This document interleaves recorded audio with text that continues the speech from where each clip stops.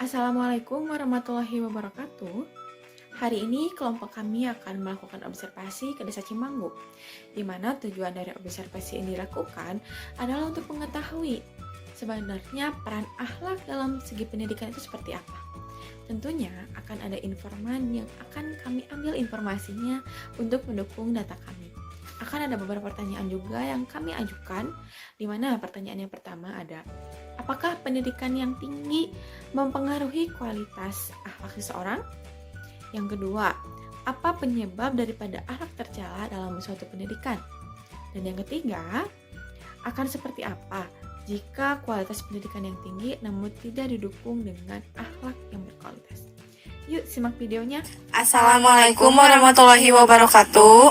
Perkenalkan, nama saya Rinda Amira Putri. Perkenalkan, nama saya Multiara Pildian.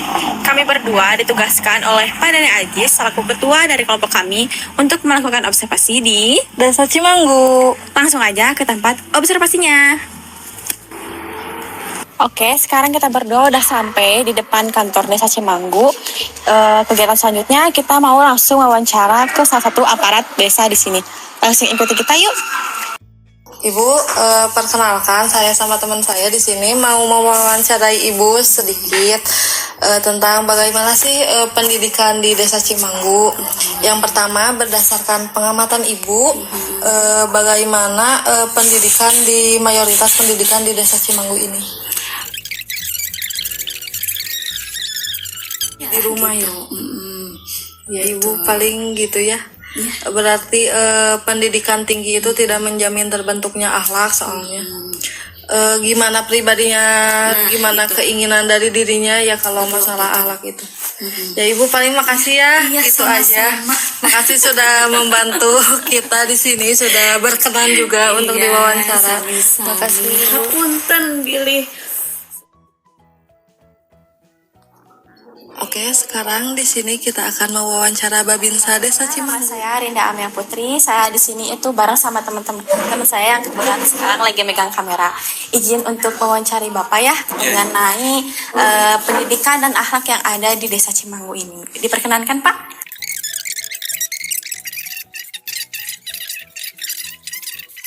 Mungkin gitu ya. Jadi kembali lagi ke diri sendiri. Mungkin gitu ya. Oke Pak, makasih udah bersedia untuk wawancari. Mungkin sekian wawancaranya. Dapat kita simpulkan dari wawancara ini, mungkin memang akhlak itu nggak berpengaruh ya sama tingkat pendidikannya. Apakah itu SD, SMP atau SMA, itu balik lagi ke diri sendiri. Mungkin dengan adanya pendidikan bisa membantu mungkin ya Pak ya. Iya, seperti itu. Jadi guru bisa mengajarkan yang terbaik lah. Terima kasih Bapak ya. Selamat siang. Oke, sekarang kita berdua udah ada di depan SD Cimanggu untuk mewawancarai salah satu guru di sana. Langsung aja yuk kita lihat. Di sini saya dan rekan saya sudah bersama dengan Bapak Guru dari SD Cimanggu. Bapak berkenan untuk diwawancara? Ya, boleh. Bapak, saya ingin mengajukan pertanyaan. Kalau rata-rata mayoritas pendidikan di sini itu apa ya?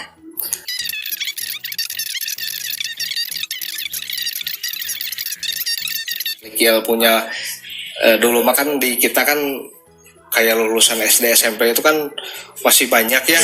Jadi untuk sekarang udah modern mah. Jadi ya sudah perlahan baik lah gitu untuk dari segi pendidikan. Ya paling. Itu. Bapak segitu aja ya. Terima kasih sudah berkenan untuk diwawancara.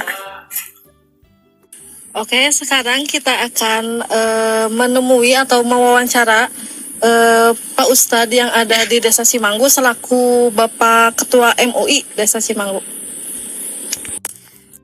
Assalamualaikum Bapak. Perkenalkan, nama saya Rinda dan teman saya Multiara ingin sedikit mungkin mewawancarai Bapak mengenai informasi yang ada di Desa Cimanggu ini, terutama tentang akhlak Bapak ya. Sebelumnya mungkin menurut Bapak, kalau kebanyakan sama rata-rata nih mayoritas di sini itu pendidikannya apa ya Pak?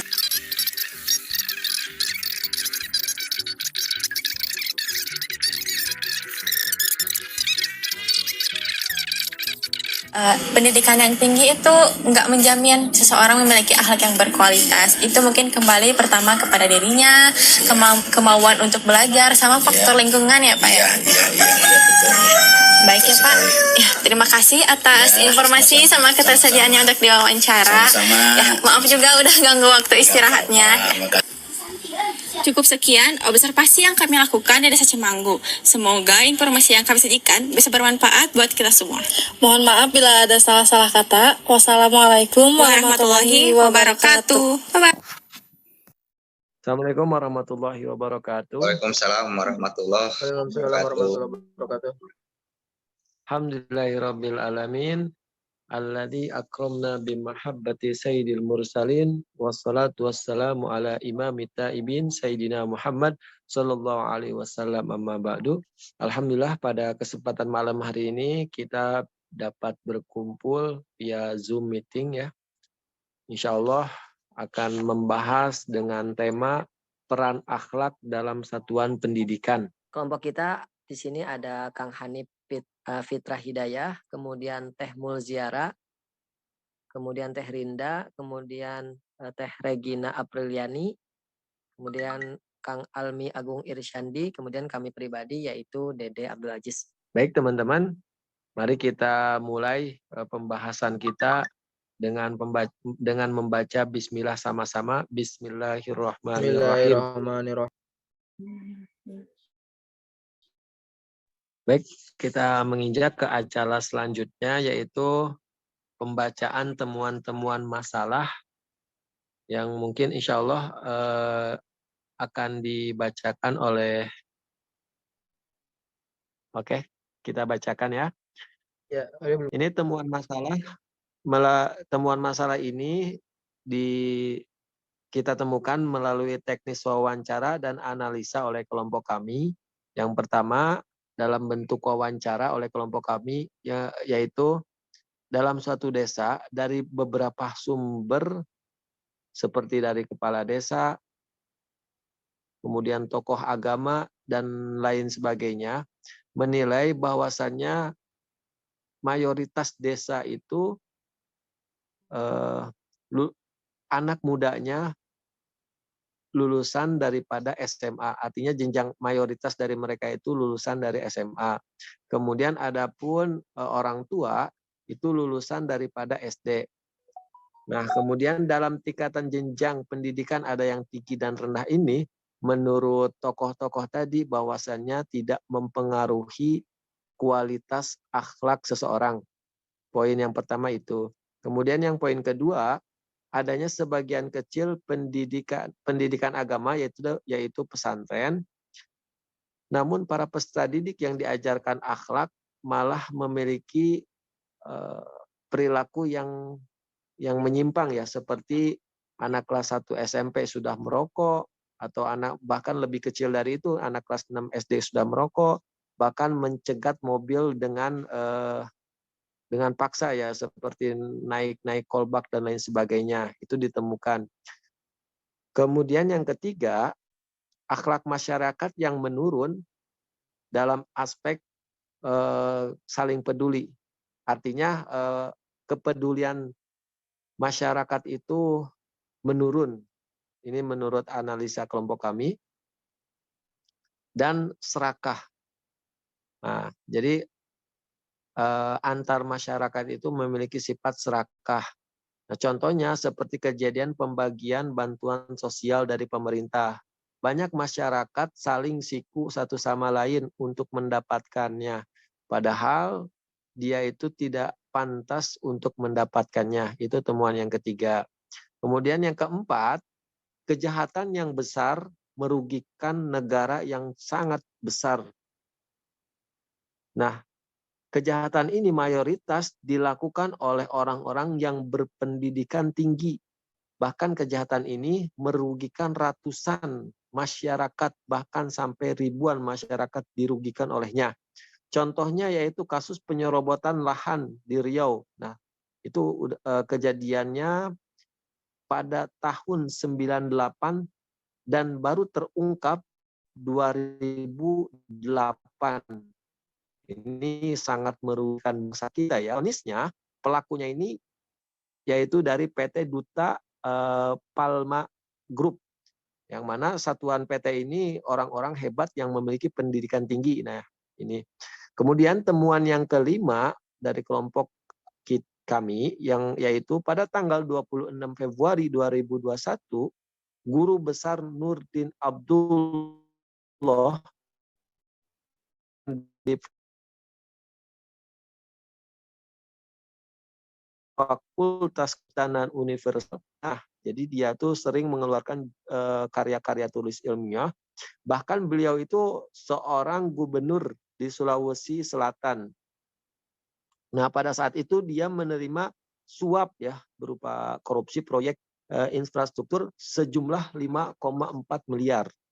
Kemudian ada juga kasus yang luar biasa ya, pendidikannya Profesor Widi Yuwono PhD menyalahgunakan corporate social responsibility sebesar 2,1 miliar. Nah, kemudian pengamatan daripada KPK yaitu oleh Lode M. Syarif, beliau mengatakan kebanyakan tindak pidana mega korupsi dilakukan oleh mereka yang bergelar master disusul oleh sarjana dan dokter.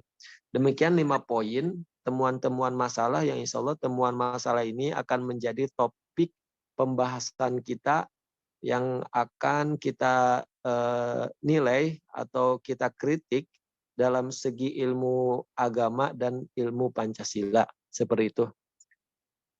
Kemudian selanjutnya mungkin dari segi pandangan Pancasila insya Allah akan disampaikan oleh Kang Almi. Waktu dan tempat kami persilakan. Baik, terima kasih kepada sekaligus moderator. Mungkin sudah sewajarnya di negaraan para pendiri bangsa, termasuk ulama dan habaib, itu tekadnya setelah untuk meneladani kan peran sejarah para habaib dan ulama. Apalagi komitmen menghadirkan akhlak bangsa memiliki landasan yang kokoh, baik dalam Pancasila maupun Undang-Undang 1945, bahkan sesudah diambil Undang-Undang Negara Republik Indonesia tahun 1945. Selain nilai-nilai yang terkandung Undang-Undang tahun 1945 yang menguatkan prinsip untuk selalu menghadirkan akhlak bangsa. Yang pertama, terkait tujuan pendidikan yang disebutkan dalam pasal 3145 pasca amandemen, yaitu tentang meningkatkan keimanan dan ketakwaan serta akhlak mulia dalam rangka mencerdaskan kehidupan bangsa. Itu merupakan landasan yang kokoh dan kuat agar akhlak bangsa selalu dihadirkan. Bagus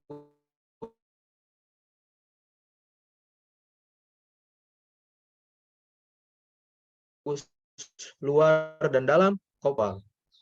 Pilihan agama sebagai salah satu cabang kekuasaan kehakiman yang disebutkan pasal 24 ayat 2 Undang-Undang 1945 pasca amandemen, yaitu walaupun sebelumnya peradilan agama sudah eksis di Indonesia, tetapi amandemen konstitusi memberi penegasan kedudukan dalam Undang-Undang 1945.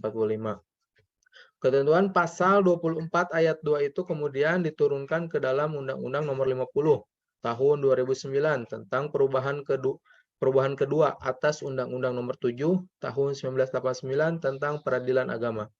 Pasal 12B Undang-Undang Peradilan Agama itu menyebutkan bahwa syarat menjadi hakim harus memiliki ketakwaan dan akhlak mulia. Syarat itu bukan hanya dicantumkan khusus bagi hakim peradilan agama, tetapi juga sebagai cabang peradilan lainnya, seperti peradilan umum dan peradilan tata usaha negara. Jadi, para hakim dalam memutuskan perkara itu, contohnya itu bukan hanya harus berlaku adil, tetapi juga harus berdasarkan ketakwaan dan akhlak mulia, gitu kan. Adanya ketentuan J ayat 2 Undang-Undang 1945 pasca amandemen juga yang mencantumkan agama sebagai salah satu nilai dalam melakukan pembatasan terhadap hak asasi manusia. Pengaturan dan pelaksanaan HAM di Indonesia dibatasi oleh undang-undang dan nilai-nilai yang berlaku termasuk agama, gitu kan. Wakil mungkin segitu Kang dari saya mungkin ya. Mohon maaf bila ada kekurangannya. Terima kasih atas pemaparannya, Kang Almi. Kemudian selanjutnya permasalahan-permasalahan yang telah kami sampaikan tadi 5 poin, insya Allah akan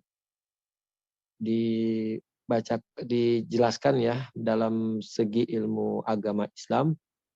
Insya Allah mungkin Teh Regina terlebih dahulu dipersilakan. Saya setuju banget tentang anggapan bahwa walaupun pendidikan itu tinggi, nggak menjamin akhlaknya itu berkualitas. Tadi juga udah disampaikan bahwa orang-orang yang mungkin melakukan hal-hal yang besar itu adalah mereka-mereka yang berpendidikannya seperti insinyur, dokter, atau bahkan ya sarjana.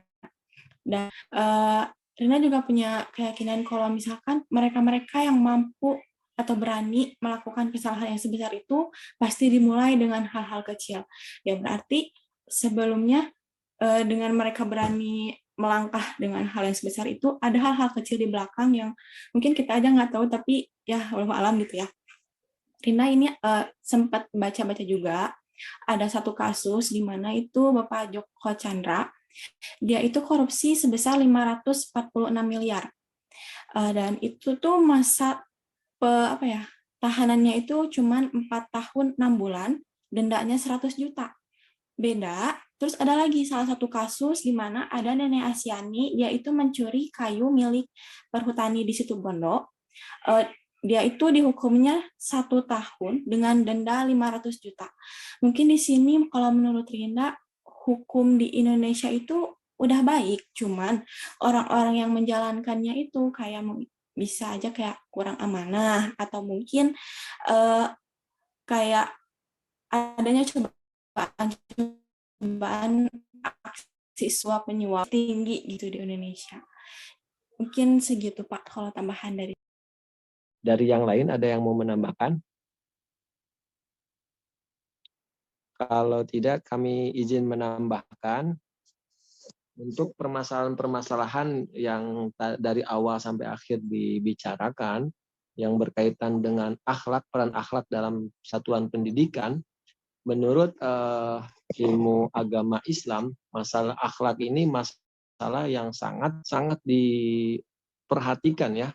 Hal ini dibuktikan dalam ayat Al-Quran, wa ma arsalnaka illa rahmatan lil alamin. Jadi Allah Subhanahu wa taala enggak menurunkan atau enggak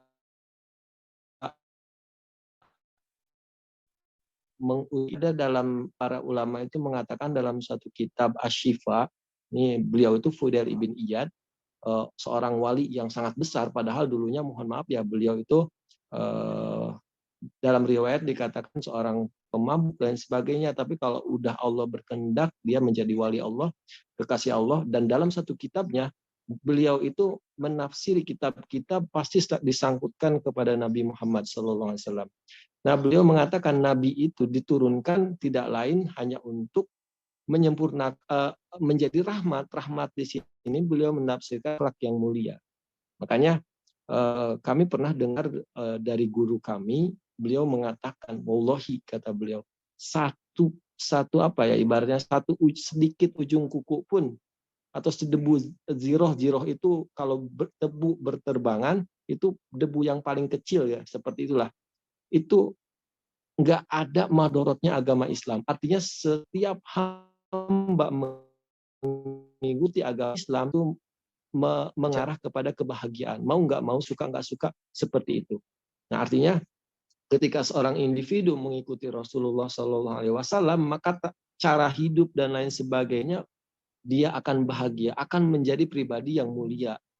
Karena sumber kebahagiaan itu pasti mengarahnya kepada Nabi Muhammad SAW. Bahkan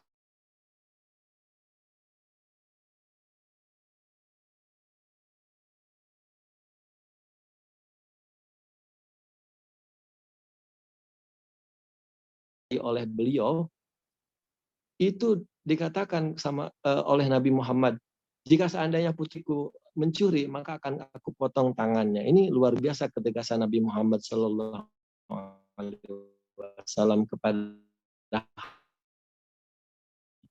kepada akhlak. Nah, itu Allah Subhanahu wa taala berfirman bahwasanya Nabi diturunkan untuk rahmat. Rahmat di sini yaitu salah satunya akhlak yang mulia. Innama bu'istu liutamik, bahwa saya menegaskan bahwa Nabi diutus itu untuk menyempurnakan akhlak. Bahkan ada suatu kisah yang sangat luar biasa. Jadi sahabat itu sangat mencintai Nabi itu sebabnya bukan karena lisan. Maksudnya banyak dari mereka itu cinta sama Nabi bukan karena lisan, tapi apa? Karena lihat akhlak Nabi yang begitu indah. Nah, bahkan ada satu kisah yang sangat luar biasa. Beliau itu adalah seorang penyair, ya, penyair agama yang sangat, penyair yang ulung. Dia seorang musyrik, orang kafir, nggak beriman. Bahkan beliau itu seorang syair Jahal ini langsung mengajak, namanya itu, mohon maaf saya lupa namanya. Pokoknya salah satu sahabat, beliau belum masuk Islam, dipanggil oleh Abu Jahal. Oh, Hasan bin Sabit. Hasan bin Sabit, engkau adalah penyair sangat ulung di kota ini. Mau coba, saya akan beri sebongkah harta untukmu. Engkau pergi kepada Muhammad, caci maki Muhammad dengan syair-syair yang kamu punya. Maka Hasan bin Sabit mengatakan, saya seorang sangat tangguh di sini. Saya nggak bisa mencaci kecuali saya melihat orangnya. Maka dia pergi kepada Hasan bin Sabit. Kemudian Hasan bin Sabit itu lihat Nabi Muhammad tersenyum dengan akhlak yang luar biasa, maka beliau menyenandungkan syair, lamma ra'aitu anwaruhu syatu'at wada'tu min khifati kafi ala basari khofan ala basari min husni surati walastu anzuru ila ala qadari. Nah, beliau itu mengatakan, Hasan bin Sabit, wallahi, ketika aku melihat pancaran wajahnya yang begitu luar biasa, teduh, maka aku wada'tu min khifati ala basari, maka aku letakkan seperti ini. Maka aku letakkan tanganku di kelopak mataku menutup. Kenapa? Karena min husni surati, karena begitu indahnya wajah beliau sampai aku nggak berani melihatnya. Pancaran yang begitu luar biasa.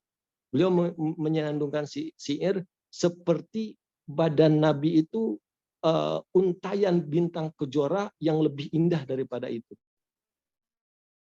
Maka beliau dan Abu Jahal, lalu dia Hasan bin Sabit itu melempar kepingan emas yang dibelikan oleh Abu Jahal CS. Kemudian dia mengatakan, wallahi, tidak ada sedikit pun yang cacat dari Muhammad. Semua gerak-gerik, semua penampilan wajahnya tidak menandakan sedikit pun orang jahat. Maka waktu itu dia langsung bersyahadat. Nah, ini tentu kisah yang luar biasa, ya, yang menunjukkan Nabi itu baru melihat wajahnya aja udah tenang. Nah, itu ajaran Nabi Muhammad SAW. Seperti itu kurang lebih. Akhlak dalam segi agama Islam itu sangat diperhatikan, ya. Bahkan dikatakan oleh para ulama dalam kitab Bidayatul Hidayah, itu dijelaskan, manizdada ilman lam yazdad hudan lam yazdad minallahi illa bu'dan au kama qala. Itu dikatakan barang siapa yang menambah ilmu tapi dia tidak menambah dekat dengan Allah, adabnya dengan Allah itu enggak menambah dekat.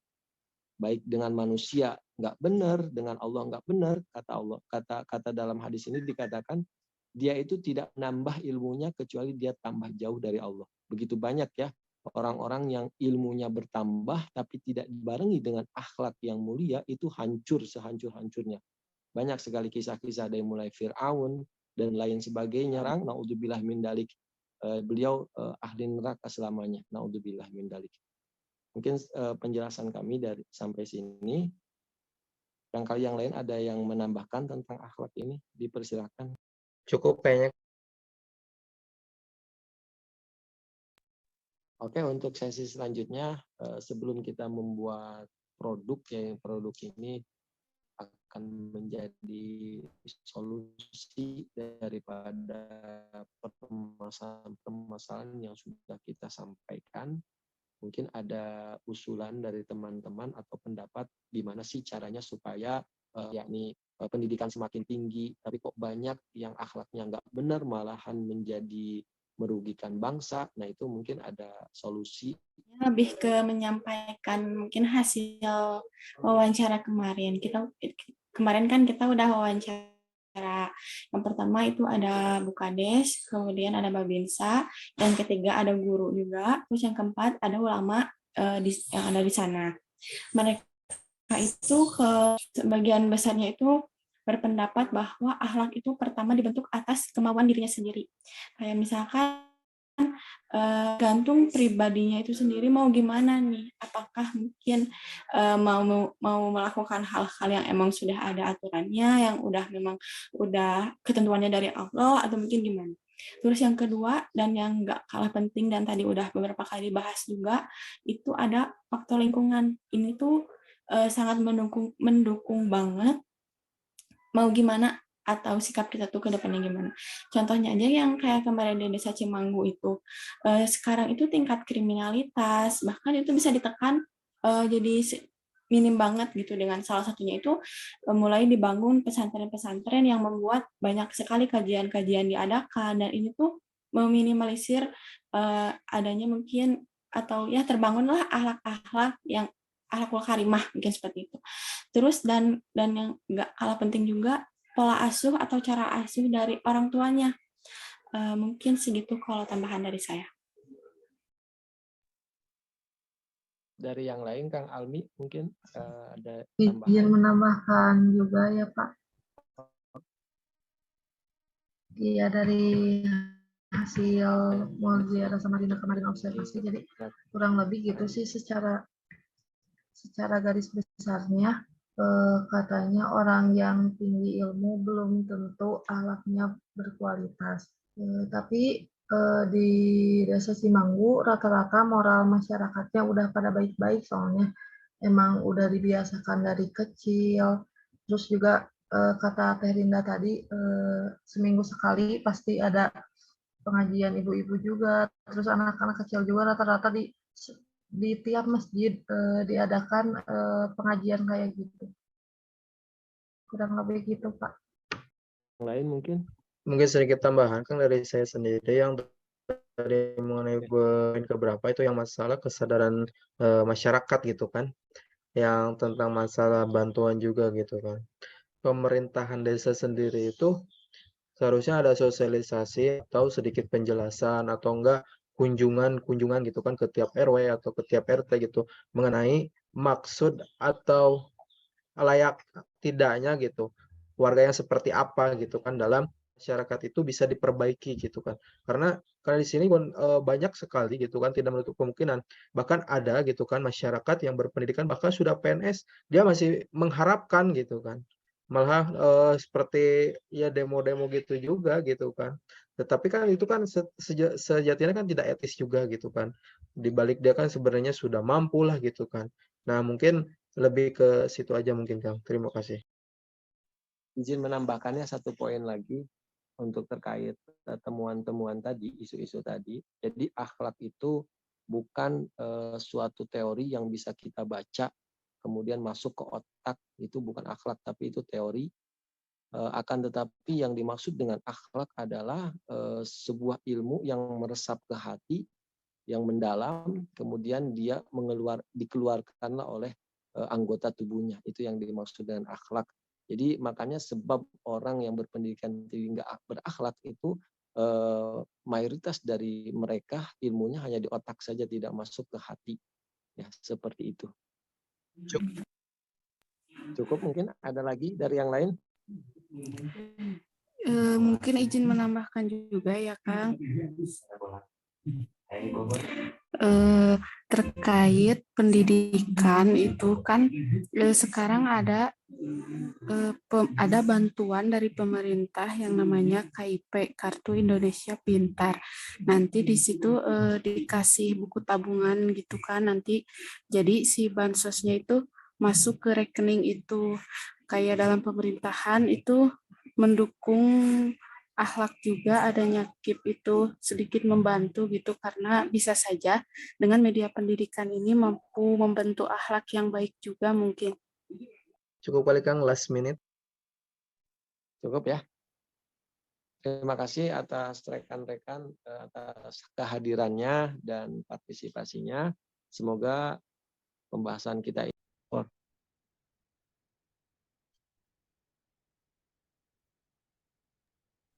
Baik, assalamualaikum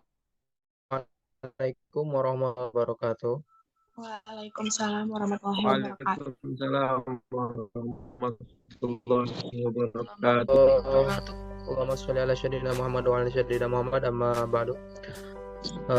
Puji syukur mari kita pada Allah Subhanahu wa taala yang telah memberikan nikmat dan karunia-Nya sehingga kita bisa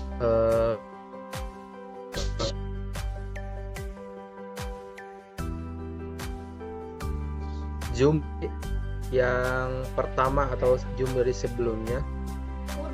Mudah-mudahan limpahkan ke junjungan kita baginda besar Habibana wa Nabiyana Muhammad Sallallahu Alaihi Wasallam. Baik, untuk diskusi kali ini, alhamdulillah kita sudah memasuki ke analisa peran akhlak dalam satuan pendidikan. Baik,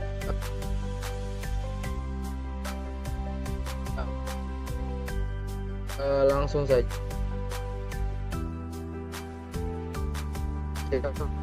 Tungguan Kang Hanif dipersilakan. Kedua ini adalah proyek dari materi peran akhlak dalam satuan. Ini ada analisa peran akhlak dalam satuan pendidikan. Nah, setelah kami lakukan observasi dan diskusi bersama, semua teman-teman kelompok kami, peran akhlak dalam satuan pendidikan sangat penting, baik ditinjau dalam aspek agama Islam maupun dalam aspek Pancasila.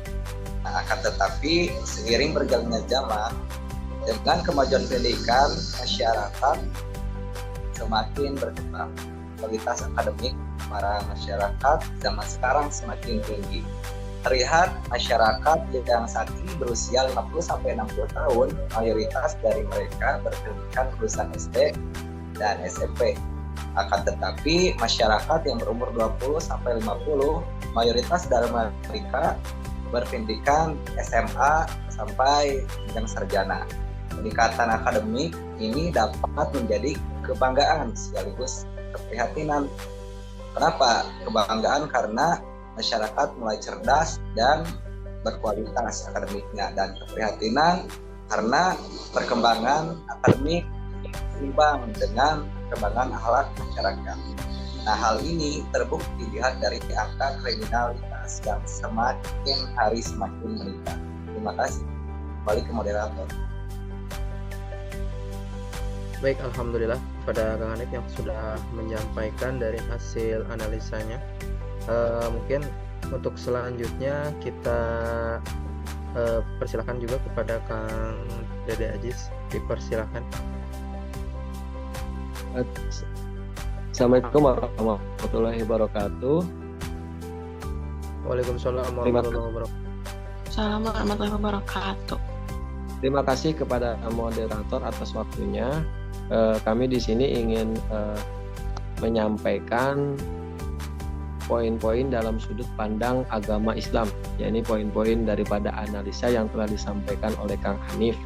Nah, kalau kita amati dalam ilmu agama Islam, penyebab hal itu terjadi di kalangan masyarakat, itu salah satu faktornya adalah nilai-nilai keagamaan semakin ditinggalkan oleh masyarakat. Jadi, para masyarakat umat muslim itu sudah mulai sedikit demi sedikit tidak pede lagi, tidak bangga lagi dengan agamanya sendiri. Bahkan kita bisa lihat ya, para masyarakat dimulai dari apa yang dia baca, kemudian apa yang dia tonton, kemudian apa yang dia dengar dan lain sebagainya, itu banyak hal yang semakin menjauhkan dirinya daripada ajaran Nabi Muhammad SAW. Nah, ketika seorang umat muslim jauh daripada Nabi Muhammad SAW, maka secara otomatis dia akan semakin jauh daripada adab, karena Nabi lah yang sumber daripada kita mendapatkan adab atau akhlak yang baik seperti itu. Nah, jika seandainya kita analisa lagi, itu sudah sangat tepat ya yang telah disampaikan oleh teman kita yaitu Kang Hanif, orang yang umur 20 sampai 50, artinya orang-orang anak muda zaman sekarang itu akademiknya luar biasa, tapi kenyataan di lapangannya nilai-nilai akhlak atau moralitas itu tidak lebih jauh baik daripada orang-orang yang umurnya sudah 50 sampai ke 60, yang mana notabene pendidikannya hanya sampai kepada tingkat SD paling tinggi yaitu SMP. Nah, ini terbukti. Nah, kemudian hal ini fenomena yang terjadi ini sebenarnya kita tidak kaget ya, karena pada zaman Nabi Muhammad SAW 1400 tahun yang lalu, Nabi telah mengingatkan beliau pernah bersabda yang diriwayatkan oleh Syaikhoni itu Imam Muslim dan Imam Bukhari. Hadis ini sahih, nggak bisa sangat kuat banget gitu. Nah, beliau Nabi SAW bersabda, la tatabi'anna sanana min qablikum shibran bi shibrin wa dira'an bi dira'in hatta law salaku juhri dhabbin la salaktumuh au kama qala. Nah, di sini Nabi mengingatkan kepada kita, sungguh umatku sedikit demi sedikit akan mengikuti. Jadi shibran bi shibrin itu sejengkal demi sejengkal itu orang-orang terdahulu. Bahkan bukan sejengkal, wa dira'an bi dira'in, sedepak demi sedepak. Sedepak itu segenggaman tangan lah, sepanjang tangan gitu. Hatta lau salaku juhrid dhabbin. Juhrid dhabbin ini dikatakan oleh para ulama, itu lubang biawak di Arab sana yang sangat kecil dan rumit. La salaktumuh, maka jika seandainya orang-orang tadi sebelumnya itu yang diikuti oleh kaum muslimin, yang diidolakan oleh kaum muslimin, diikuti oleh kaum muslimin, itu sampai lubang biawak pun akan diikuti. Artinya cara hidup yang susah pun akan diikuti oleh umat Nabi Muhammad SAW. Maka para sahabat bertanya, ya Rasulullah, siapa orang-orang terdahulu itu yang diikuti oleh umat muslim kelak nanti? Kata Nabi, kalau bukan Yahudi dan Nasrani, siapa lagi? Nah, artinya ucapan Nabi ini sudah terbukti. Zaman sekarang, umat Nabi Muhammad SAW itu udah mengikuti gaya-gaya yang jauh daripada Nabi Muhammad. Bahkan gaya itu mensulitkan kehidupannya, dia ikuti. Padahal ajaran Nabi yang penuh akhlak, penuh adab, dia jauhi. Karena apa? Karena seperti itu, sebagaimana yang disabdakan oleh Nabi SAW, maka saat ini terjadi di lingkungan kita seperti itu. Semoga kita semua dan keluarga kita dijauhkan daripada akhlak-akhlak yang tercela. Mungkin cukup sekian dari kami kembalikan kepada moderator.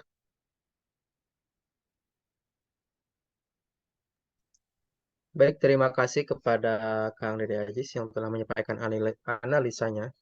Baik, untuk selanjutnya langsung saja ke Teh Regina. Kepada Teh Regina dipersilakan. Ya, terima kasih kepada moderator. Yang selanjutnya, lemahnya tingkat pendidikan generasi muda. Rendahnya pendidikan pada generasi muda dapat menyebabkan rendahnya iman dan ibadah pada dirinya. Kemudian hal ini dapat menyebabkan kecenderungan nafsunya tidak dapat dikendalikan lagi. Ia tidak lagi memiliki rasa malu dan rasa sabar. Ia hanya mau dan hanya mampu menuruti keinginannya. Ditambah zaman sekarang dengan pergaulan yang bebas, buku bacaan, dan tontonan-tontonan yang buruk, secara tidak disadari akan merubah pola dan gaya hidup menjadi gaya hidup yang tidak baik. Orang-orang sudah mulai lengah dan kurang mengindahkan agama, khususnya di kalangan remaja yang identik dengan kehidupan gaya bebas. Maka inilah yang menjadi landasan terjadinya keburukan akhlak. Mungkin sekian dari saya, dikembalikan lagi. Baik, terima kasih kepada Teh Regina yang telah memaparkan analisanya. Mungkin yang selanjutnya dari Teh Mulziara. Kepada Teh Mulziara dipersilakan. Baik, terima kasih kepada moderator. Selanjutnya, pergaulan dan lingkungan yang buruk. Pergaulan dan lingkungan yang buruk dengan teman sebaya sangatlah berbahaya terhadap perkembangan akhlaknya. Karena Rasulullah selalu mengingatkan begitu pentingnya memilih teman pergaulan. Rasulullah SAW bersabda, Amar'u ala dini kholili, fal yaumur man kholilu, yang artinya, agama yang dianut oleh seseorang dapat dilihat dari agama oleh teman pergaulannya. Sekian dari saya kembalikan kepada moderator. Baik, Masya Allah, dari Teh Mulziara yang menyampaikan analisanya. Mungkin dari Teh Rinda, apakah ada? Baik, terima Terima kasih atas kesempatannya. Di sini saya akan memaparkan sedikit analisa yang telah mungkin kami lakukan. Di sini ada faktor selanjutnya, yaitu lemahnya pendidikan agama di dalam kurikulum sekolah. Lalu apa sih hubungannya dengan hubungan akhlak dalam satuan pendidikan? Telah dijelaskan sama Teh Regina dan rekan-rekan sebelumnya, kalau misalkan dalam pendidikan agama saja itu kurang, ini tuh akan menyebabkan rendahnya iman dan ibadah yang kita lakukan sehari-hari. Dan ini juga akan menyebabkan nafsu kita tidak terkendali. Kalau nafsu kita tidak terkendali, pertama dalam sifat nih, kita tuh rasa malunya berkurang. Selanjutnya, kita menjadi orang yang tidak sabar atau kurang menjaga emosional kita. Selanjutnya dalam sikap, ada yang namanya mungkin sekarang pergaulan bebas ya, seks bebas dan lain-lain. Terus ditambah tontonan-tontonan buruk yang sekarang itu mudah banget diaksesnya. Nah, inilah yang menyebabkan walaupun gelar seseorang itu tinggi, tidak mungkin menyebabkan akhlak orang tersebut juga berkualitas. Ditambah lagi nih ya, kalau kita perhatikan dalam seminggu itu kita hanya belajar 2-3 jam saja pendidikan agama Islam, dan saya rasa untuk kalau tujuannya untuk menerapkan nilai-nilai agama itu dirasa kurang ya. Apalagi kalau misalkan pengajarnya itu tidak didukung dengan pengajar yang cerdik dalam segi pengajarnya. Lalu akhlak itu seharusnya dipahami secara akal, bukan hanya dihafal. Izinkan saya membacakan sebuah hadis. Di sini tuh berdasarkan, sebentar ya.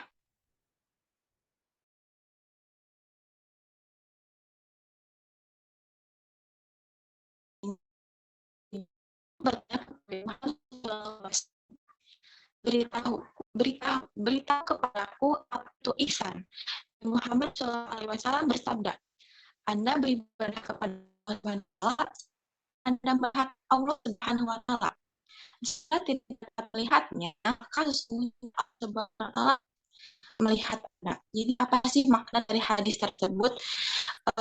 Intinya sih kalau misalkan kita paham akan Allah itu maha melihat dimanapun kita berada, apapun cara bicara, cara pakaian kita akan senantiasa terjaga.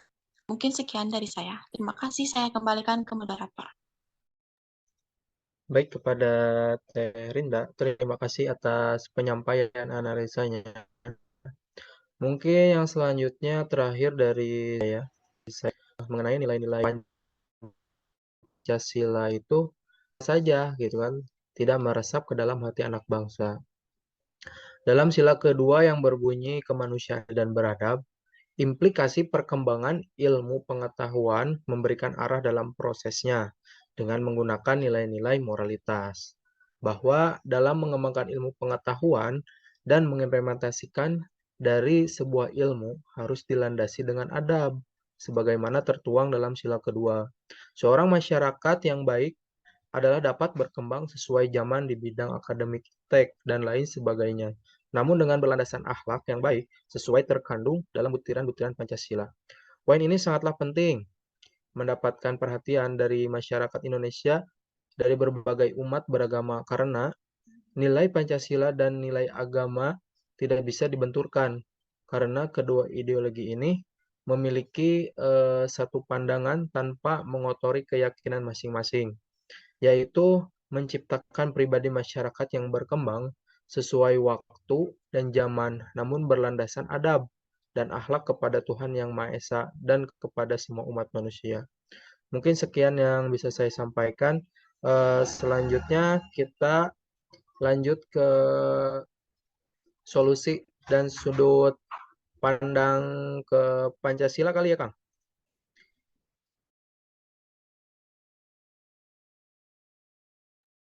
Ya, betul kan?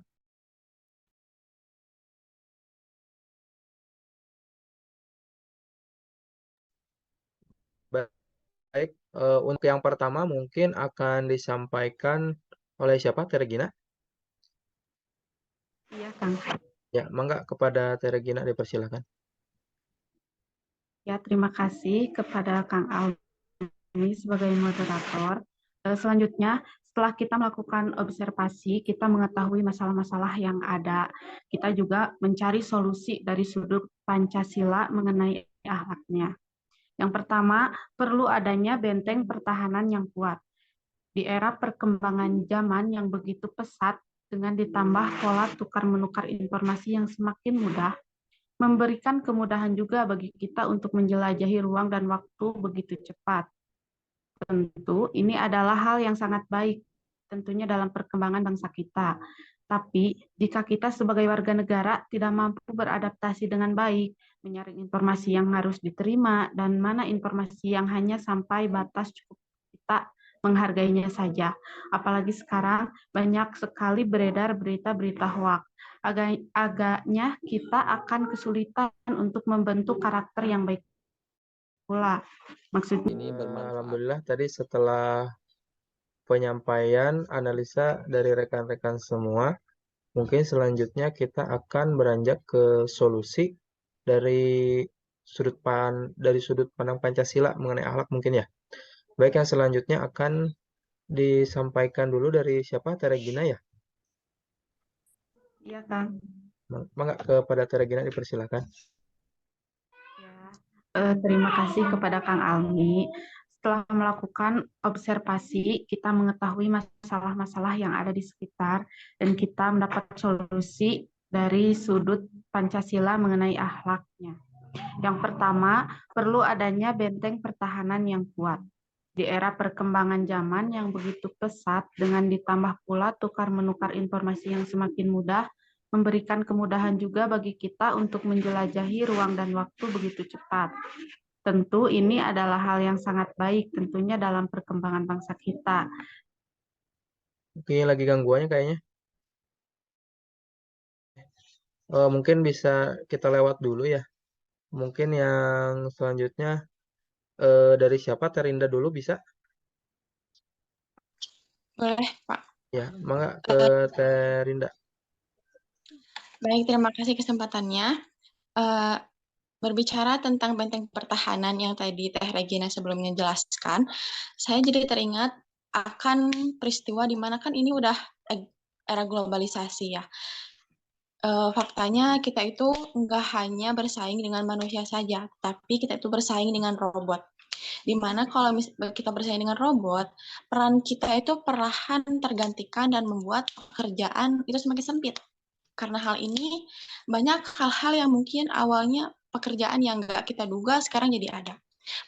Contohnya aja dengan perkembangan media sosial, itu kalau misalnya kita buka salah satu aplikasinya nih, banyak yang live, kayak mandi lumpur, terus kayak mandi tengah malam, terus kayak di sungai gitu, itu kayak buat dapat gift yang nantinya giftnya itu ditukar. Itu menurut Linda kayak ini tuh bukan pekerjaan atau tentang halal atau haramnya suatu pekerjaan, tapi lebih ke efek ke depannya. Takutnya hal tersebut itu jadi normalisasi dan diikuti kebanyakan orang. Kalau misalkan hal tersebut terjadi dan terus-menerus, pertama, bisa saja itu menimbulkan atau terkikisnya simpati dan empati di antara kita. Terus nggak menutup kemungkinan juga adanya orang yang menikmati adanya kayak melihat orang kesusahan itu dia ngerasa enak gitu. Terus jadi ya akhlaknya atau mungkin sifatnya juga jadi berkurang atau ya cenderung menurun. Mungkin segitu dari saya. Saya kembalikan ke moderator. Terima kasih. Baik, terima kasih kepada Teh Rinda.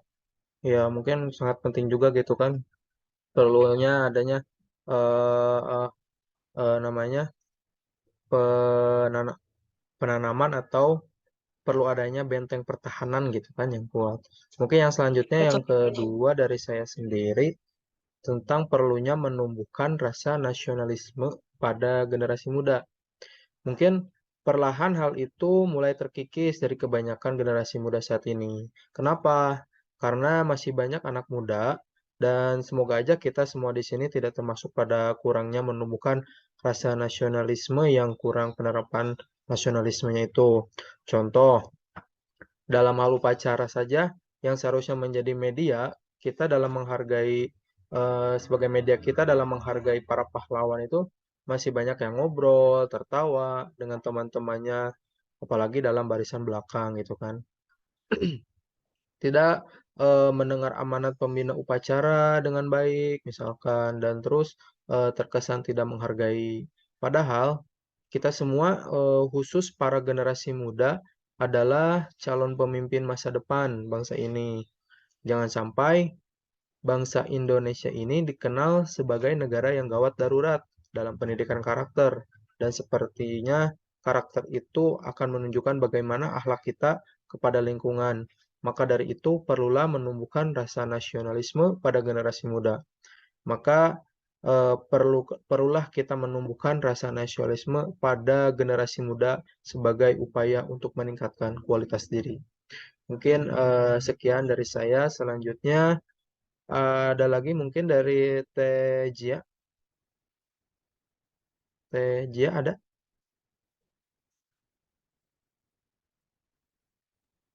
Ada Kang ini. Oh iya, mangga Ya, Teh Jia. selanjutnya menanggapi hal yang disampaikan Kang Almi sebelumnya tentang menumbuhkan rasa nasionalisme pada generasi muda, saya mendapatkan beberapa informasi mengenai hal tersebut, di mana terdapat sebuah gerakan pembangunan karakter bangsa yang mengacu pada 5 nilai karakter bangsa, yakni satu, manusia Indonesia yang bermoral, berakhlak, dan berperilaku baik. Yang kedua, mencapai masyarakat yang cerdas dan rasional. Ketiga, manusia Indonesia ke depan menjadi manusia inovatif dan terus mengejar kemajuan. Yang keempat, memperkuat semangat harus bisa yang terus mencari solusi dalam setiap kesulitan. Yang kelima, manusia Indonesia haruslah menjadi patriot sejati yang mencintai bangsa, negara, dan tanah airnya. Gerakan yang 5 tadi tersebut sangatlah penting diterapkan demi terbentuknya karakter bangsa yang baik. Sekian dari saya. Baik, terima kasih kepada Teh Jia. Mungkin selanjutnya apakah ada lagi dari Kang Hanif? Boleh, Kang Hanif? Ya, ada sedikit dari saya ya. Siap. Ini ada penerapan kebiasaan baik dalam kehidupan sehari-hari, pembentukan karakter dapat dipupuk sejak dini dengan dibangun melalui kebiasaan baik setiap harinya. Karena jika sudah terbiasa dengan hal baik, maka dimanapun kita akan berperilaku seperti itu. Tubuh kita pastinya akan bereaksi. Pasalnya, kebiasaan baik itu perlahan mulai pudar karena adanya normalisasi dari pergaulan barat. Contohnya, budaya cium tangan pada orang tua mulai pudar karena anak muda lebih senang menyapa orang tua dengan lambaian tangan. Seperti layaknya budaya menyapa di negara-negara bagian barat. Maka dari itu, kita harus berusaha menghidupkan kembali kebiasaan yang perlahan mulai hilang. Seperti mengucapkan terima kasih saat ditolong. Kemudian ada meminta maaf jika melakukan kesalahan. Dan berkata tolong saat membutuhkan bantuan. Dan yang terakhir, tidak kalah penting adalah mampu mengontrol emosi kita. Terima kasih, kembali ke moderator. Baik, terima kasih kepada Kang Hanif yang telah memaparkan dari solusinya. Mungkin dari terakhir siapa ya? Mungkin Kang Dede? Kang Dede Ajis ada mungkin? Kang, terima kasih. Apakah suara kami terdengar jelas, Kang? Jelas, Kang. Oke. Dalam sudut pandang Pancasila, peran akhlak dalam satuan pendidikan itu tentu sangat penting ya.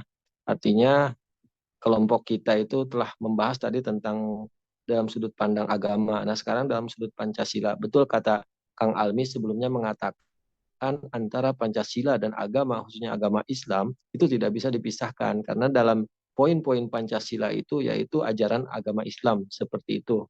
Bahkan kalau kita lihat kita tafsirkan Pancasila itu artinya kata ya, Pancasila itu terdiri dari itu berarti prinsip. Bahkan sila itu diartikan sebagai dasar adab, akhlak, dan moral. Nah, ini sangat berjalan berbarengan dengan nilai-nilai agama. Harusnya keadaan masyarakat kita itu semakin membaik dalam segi akhlak, karena kedua pilar yang sangat penting di negara kita itu sangat menjunjung tinggi akan akhlak dan adab seperti itu. Nah, mungkin untuk solusi atau saran-saran yang harus kita lakukan sebagai mahasiswa atau peserta didik, kita harus dapat mengemas antara Pancasila dan nilai-nilai agama dengan bahasa-bahasa yang mudah dipahami, sehingga kaum kaula muda atau para generasi baik di tingkat SMP, SMA, bahkan tingkat kuliah itu menjadi tertarik akan nilai-nilai dasar agama dan nilai-nilai Pancasila. Mungkin dari kami cukup sekian, Kang. Terima kasih, kami kembalikan kepada moderator. Baik, terima kasih kepada Kang Dede Ajis yang telah memaparkan solusinya. Mungkin yang terakhir kita langsung saja ke kesimpulan bagaimana? Boleh, Pak. Apa ada mau tambahan dulu tadi dari Teh Regina yang sempat terputus?